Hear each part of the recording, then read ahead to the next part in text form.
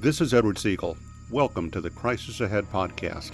Each week, we look at how companies, organizations, and individuals in the news are responding to, managing, or recovering from a crisis, and what you can learn from their successes or failures.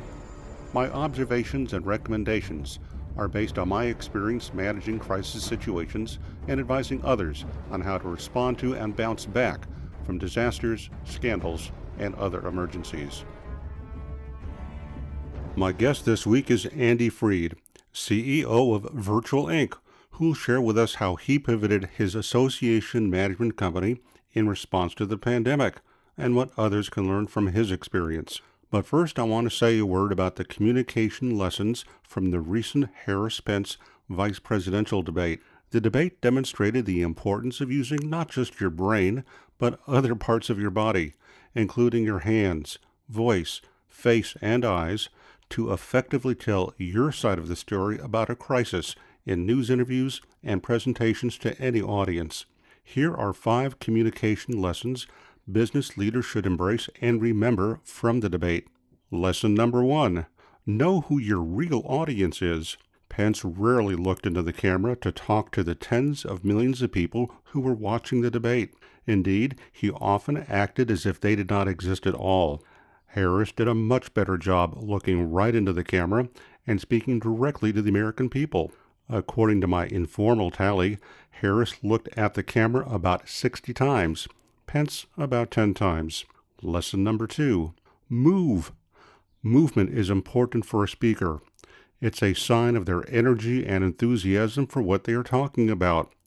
The body can be a speaker's best visual aid in any presentation, but the body can also send unintentional messages about your interest or lack of interest in what you're talking about. Appropriate body movements, whether you're sitting or standing, help to show your enthusiasm for your topic and can actually help get others enthusiastic about what you have to say.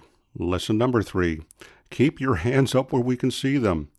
Harris did an excellent job in using her hands to make or emphasize her points and to demonstrate enthusiasm for what she was saying. Pence's gestures, on the other hand, pun intended, were relatively far and few between. Lesson number 4, use the right facial expressions. Using appropriate facial expressions, smiles, grimaces, frowns, furrowed or raised eyebrows, can help you underscore the points you're making and the messages you want to convey. Lesson number 5, use your voice to your advantage. Your tone of voice, the use of pauses and inflections to call attention to key points or ideas, and even how loud you talk can be used to great effect in media interviews and presentations. I've written a new book that includes important advice on how you should communicate about a crisis and manage and recover from more than 100 different types of crisis situations.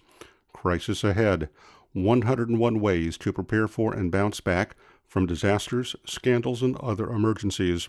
Crisis Ahead is now available as a paperback book wherever books are sold and as an ebook from Amazon and Barnes & Noble. Crisis Ahead is filled with case studies about how companies and public figures have prepared for and handled crisis situations, and the important lessons you can learn from their successes and failures. The book also includes checklists and exercises to help you get ready for and react to a crisis.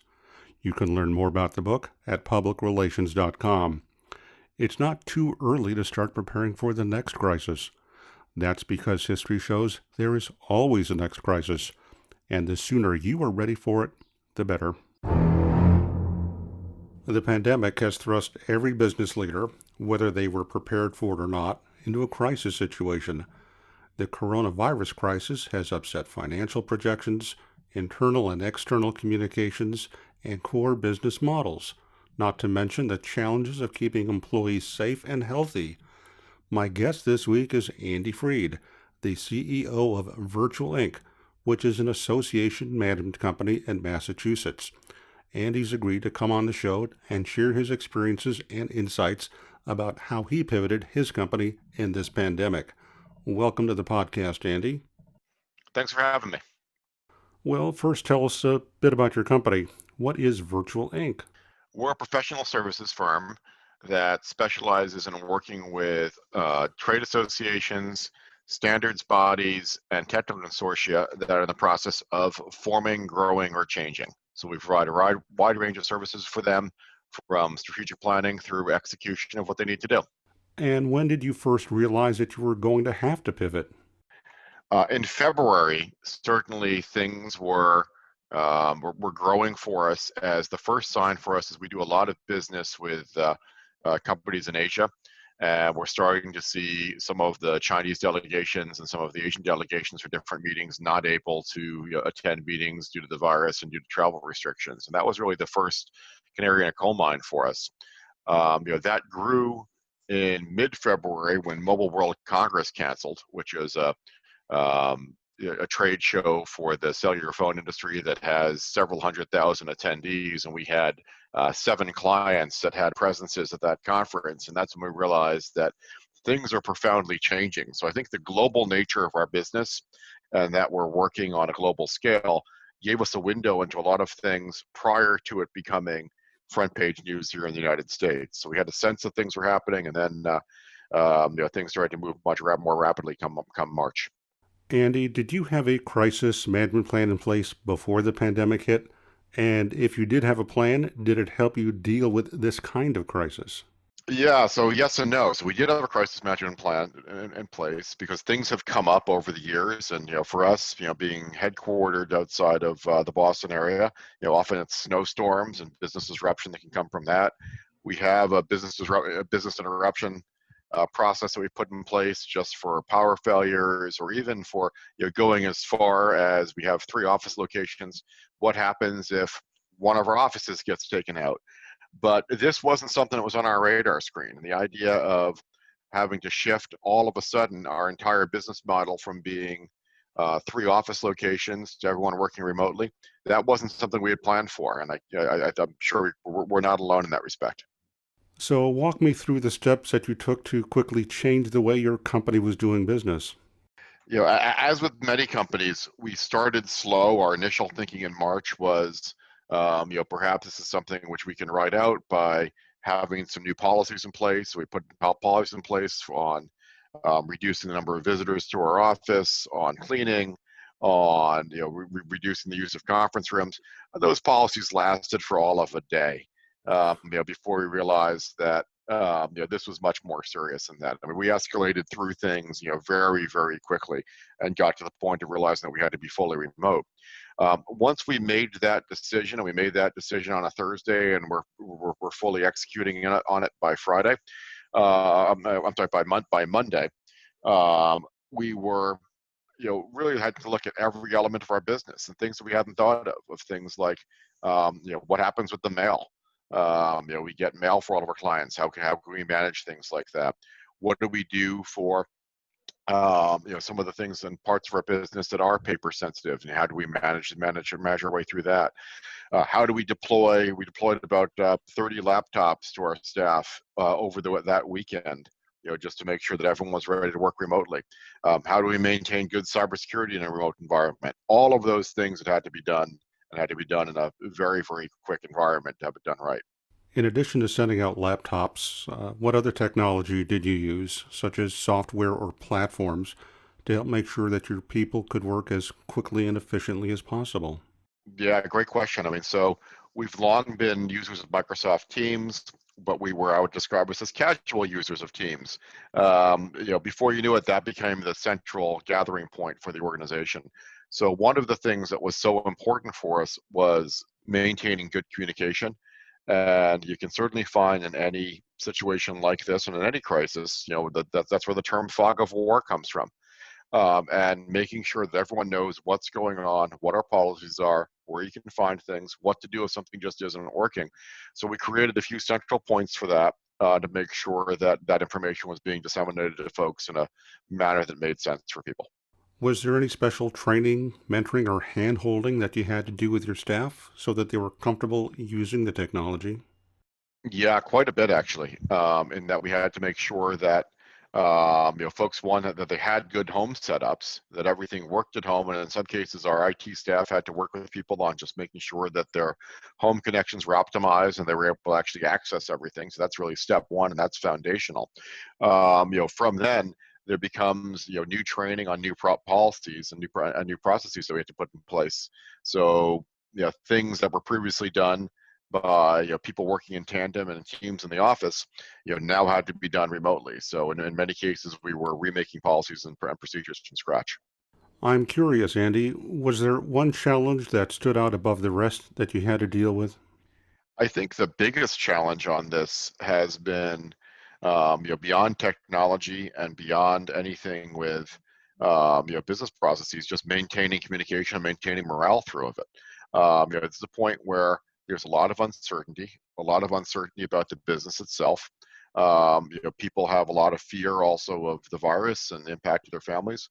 How do you manage your way through all of that while at the same time trying to transform your business? I think it's important to remember in any crisis the human element of it as well. What information did you share with your clients around the world about what you were going through?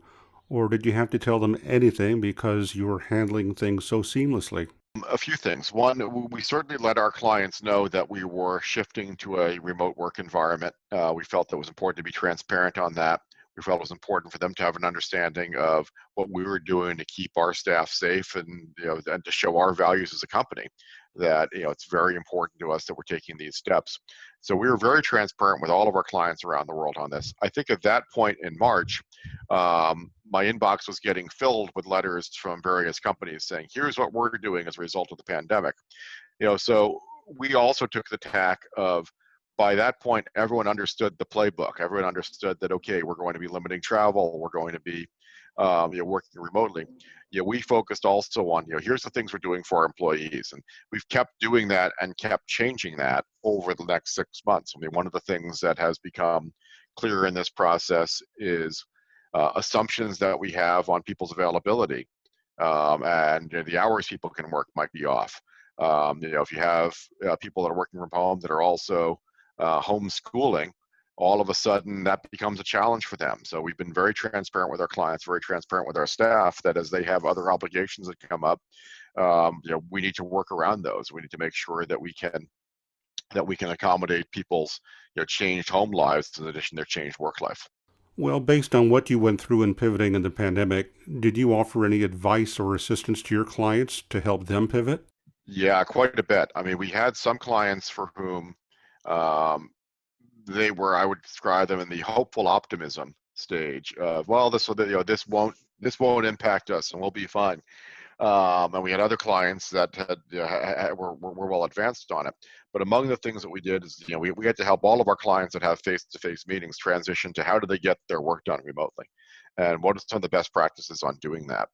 So we've moved, in some cases, working group meetings that might be 80 to 100 people working on a work product. We've moved those to remote, and what are some of the ways you can get your work done with that?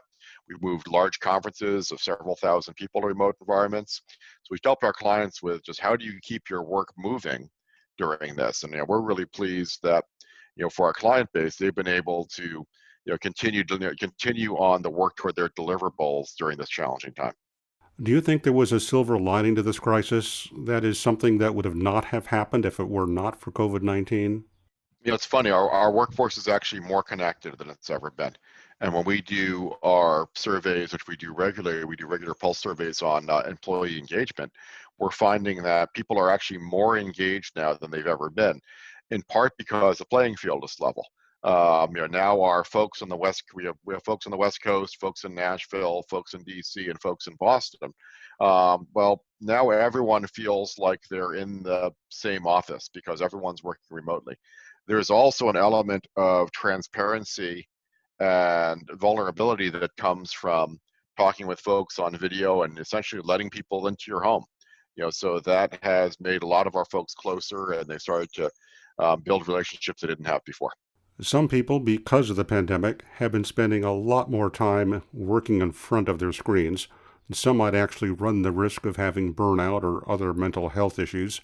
Have you seen any signs of that among your employees? And if so, what steps did you take to help them deal with it? Certainly we've seen that challenge and seen that burnout is something which is a real factor. So a few things that we've done.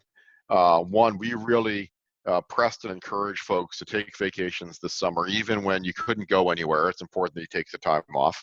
We've done some other things of limiting meeting times, even just limiting meetings to 25 minutes and 50 minutes so that there's a little bit of time and you're not just going from Zoom call to Zoom call, but you have 5 or 10 minutes at the end. We're not allowing any internal meetings on Friday afternoons just to give people some more time. We've also asked people just to be transparent, schedule the time that you need to take care of your family. So if we have a lot of young moms that are working for us. If you've got to feed kids from 12 to 2, just put it on your calendar and we won't book meetings then. And that's been something which has been really helpful for a lot of our team. Unfortunately, there does not appear to be any end in sight for this pandemic, at least not yet. Tell me how you're planning on dealing with the days ahead. Well, a few things. I mean, one, I started in March working in my uninsulated attic. So one thing I did is I put insulation in, and now I put walls up. So that's an indicator that I expect to be up here through the winter because no insulation in Boston. That was going to create a crisis all unto itself. But what we're really looking at this point is, one, constantly checking our planning assumptions. And I think that's, again, important in any crisis is that you go back on your assumptions because those change. When I look at my first letters that I sent out to our company on what we were doing in March, they seem so naive. Well, we're going to be working from home. It could be as long as May. And I probably got the year wrong on May. So we're making sure that we keep going back and looking at our assumptions every day, making sure that we are budgeting in a way that is conservative and that we are doing what we can to make sure that we conserve resources and having our clients do that as well. And then just looking after our people. We can't get through anything without having our people be healthy and having our people be able to produce at a top level. Well, Andy, based on your experience, what advice can you share with others about responding and pivoting to a crisis? Number one is communications. Communications is really a two-way street. So make sure you keep everyone informed and be transparent with talking with folks, but also make sure you're listening. I sit on several peer groups with CEOs of other companies to see what they're doing. I pay attention to what other organizations are doing and try to learn best practices and see what other folks are up to. Communication is really the cornerstone of everything. You've got to keep your people informed. You've got to make sure that you're informed yourself. We're almost out of time today, Andy. Tell us a little bit more about your company and where can people go to find out more about your services? Sure. Our website is www.virtualinc.com. Essentially, we're in the business, as I mentioned earlier, providing professional services, both execution and strategic services for organizations that are in the process of forming, growing, and changing, primarily associations, technology standards groups, and consortia. But we provide a variety of services for them, ranging from financial planning, financial execution, and accounts payable and accounts receivable services, meeting planning, facilitating strategic planning sessions, executing on technical working group objectives, you name it, and marketing, communication services, and web services. We do it all for about 90 organizations worldwide. My guest this week has been Andy Freed, CEO of Virtual Inc. Thanks for being on the show, Andy. Thanks so much for having me.